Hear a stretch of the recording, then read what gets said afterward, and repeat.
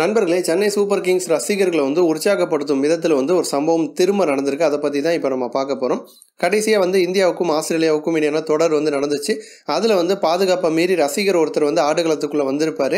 ரசிகர் தன்னை நோக்கி தான் வராரு அப்படிங்கிறது தெரிஞ்சுக்கிட்ட தோனி ஆடுகளத்துக்குள்ளே சின்ன பிள்ளை மாதிரி ஓடி இருப்பார். அந்த ரசிகர் கூட ஓடி விளையாண்டுருப்பார்.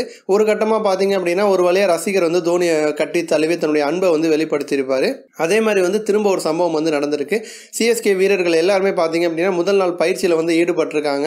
ஏற்கனவே ரெய்னா போன்ற வீரர்கள்லாம் ப்ராக்டிஸில் ஈடுபட்டுட்டாங்க. தோனி என்ட்ரி கொடுத்து முதல் நாள் பயிற்சியில் சிஎஸ்கே வீரர்கள் எல்லாருமே ஈடுபட்டிருக்காங்க. பயிற்சியை பார்க்கறதுக்காகவே ஆடுகளம் முழுக்க ரசிகர்கள் குவிந்த வண்ணம் இருந்திருக்காங்க. அவங்கள பார்த்துட்டு தோனி ரெய்னாலாம் ரொம்பவே மெய் சிலிர்த்து போயிட்டாங்க அப்படின்னு தான் சொல்லணும்.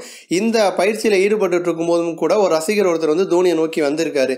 திரும்ப தோனி தன்னுடைய சேட்டை காட்ட ஆரம்பிச்சிட்டாரு. அந்த ரசிகர் ஓடி வரதை பார்த்துட்டு அவர்கிட்ட மாட்டக்கூடாது, அவர் கையில் சிக்கக்கூடாது அப்படின்னு சொல்லிட்டு தோனி நிறைய விஷயங்கள் சின்ன பிள்ளை மாதிரி அவர் கூட விளையாண்டுருக்காரு. அந்த வீடியோக்கள் சமூக வலைத்தளங்களில் வெளியாயிருக்கு.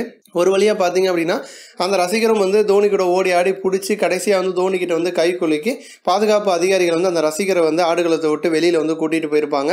இதில் சிஎஸ்கே ரசிகர்கள்லாம் மிகுந்த ஒரு உற்சாகத்தில் இருக்காங்க. ஏன் அப்படின்னு பார்த்தீங்கன்னா கடந்த சீசனை விட இந்த சீசனில் தோனி முழு உற்சாகத்தோடு களமிறங்கியிருக்காரு. கண்டிப்பாக இந்த முறை கப்பு நமக்கு தான் அப்படிங்கிற மாதிரி சிஎஸ்கே ரசிகர்கள்லாம் சந்தோஷத்தில் இருக்காங்க. இது போன்ற இன்னும் பல ஸ்போர்ட்ஸ் செய்திகளை தெரிஞ்சுக்க ரெட் கலர் பாக்ஸை கிளிக் பண்ணி நம்ம சேனலை சப்ஸ்கிரைப் பண்ணுங்கள். கூடவே பக்கத்தில் இருக்க பெல் சிம்பலை கிளிக் பண்ணி எங்களுடைய அப்டேட் செய்திகளை உடனுக்குடன் தெரிஞ்சுக்கோங்க. நன்றி.